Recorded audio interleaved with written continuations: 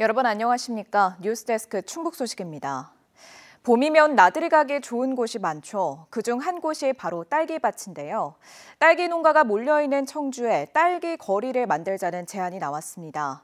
딸기값이 떨어지는 봄에 나들이객을 끌어들이자는 건데 청주시는 다양한 방안을 고심하고 있습니다. 신병관 기자가 보도합니다. 청주시 가덕면의 한 딸기밭입니다. 지나가는 길에 딸기를 사가는 고객들의 발길이 이어집니다.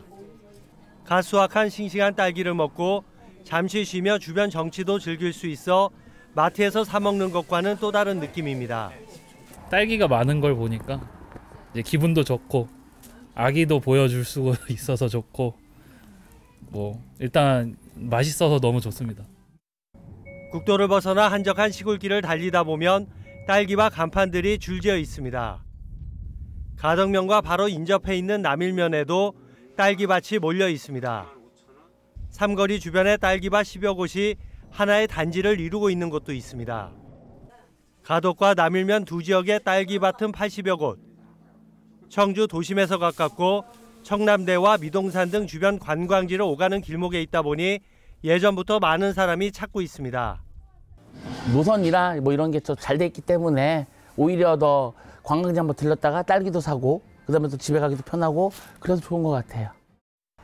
최근에는 딸기를 활용한 카페 등도 생겨나면서 이 일대를 아예 딸기 거리로 만들자는 제안이 나오고 있습니다. 청원생명 딸기를 알리고 관광 명소화할 수 있기 때문입니다. 설 연휴가 지나면 대체로 딸기 가격이 떨어지다 보니 봄에 나들이객들이 많이 찾으면 농가 소득에도 도움이 된다는 판단입니다.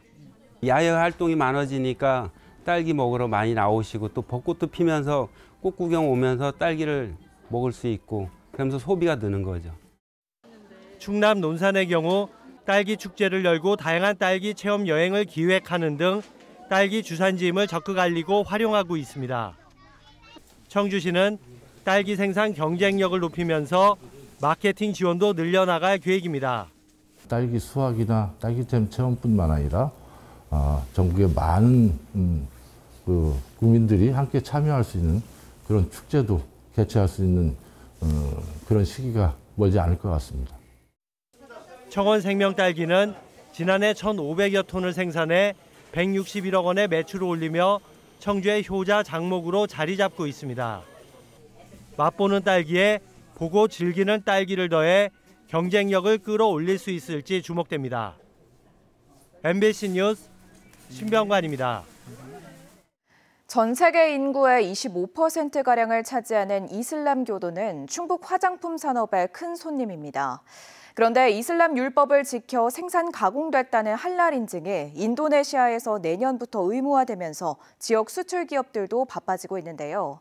인증 절차가 매우 까다로운데 수출을 하려면 필수 절차가 되고 있다고 합니다. 허지 기자가 보도합니다.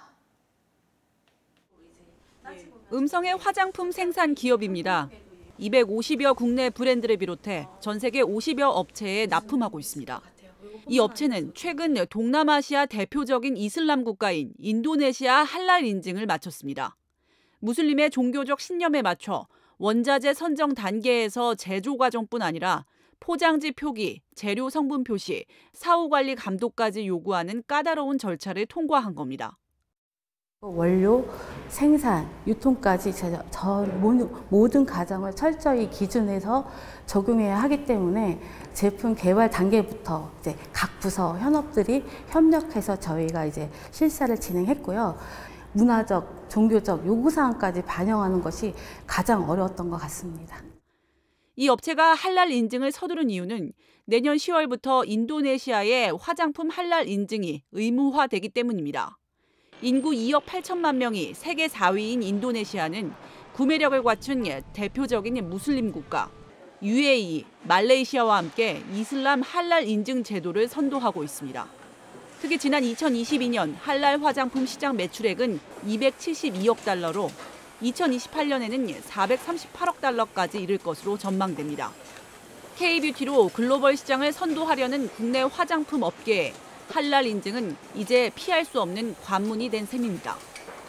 할랄 인증에 있어서도 상당히 영향력을 미치고 있는 국가가 인도네시아죠. 지금까지는 인증 안 받아도 수출이 됐잖아요. 발등에 불이 떨어진 격이 된 거죠. KBQ 효과로 지난해 국내 화장품 수출은 사상 최대인 93억 달러를 돌파하며 점차 비중을 높여가고 있습니다. 식약처를 비롯해 충청북도는 한국 할랄 인증원을 5송에 유치해 할랄 인증 절차를 지원하고 있습니다. MBC 뉴스 허지입니다. 105주년 3.1절인 어제 친일파 후손이 국가에 귀속한 토지 가운데 면적이 가장 넓은 청주 상당산성에서 아직 귀속되지 않은 친일재산 환수를 촉구하는 행사가 열렸습니다.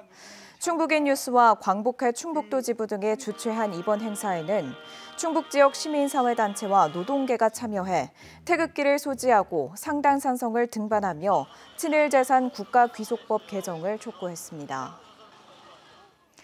여자 프로농구 플레이오프 1차전 첫 경기에서 청주 KB스타즈가 아산 우리은행에 패했습니다.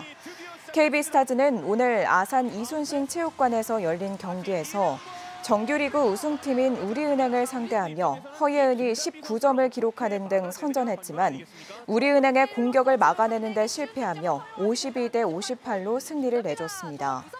KB스타즈는 오는 4일 같은 장소에서 서륙전에 나서게 됩니다. 플레이오프는 오전 3선승제로 진행됩니다. 발달장애인 핸드볼이 스페셜 올림픽 코리아 정식 종목으로 채택됐습니다. 이에 따라 SK하이닉스와 MBC 충북 등이 공동 주관하는 발달장애인 핸드볼 리그 참가 선수들은 올해 9월 열리는 스페셜 올림픽 코리아 전국 하계대회에 참가해 기량을 겨루게 됩니다. 또 4년마다 개최되는 하계 스페셜 올림픽 등 국제대회에 핸드볼 종목이 포함되면 국가대표로 참가할 기회도 얻게 됩니다. 뉴스 마칩니다. 잠시 후 스포츠 뉴스가 이어집니다. 고맙습니다.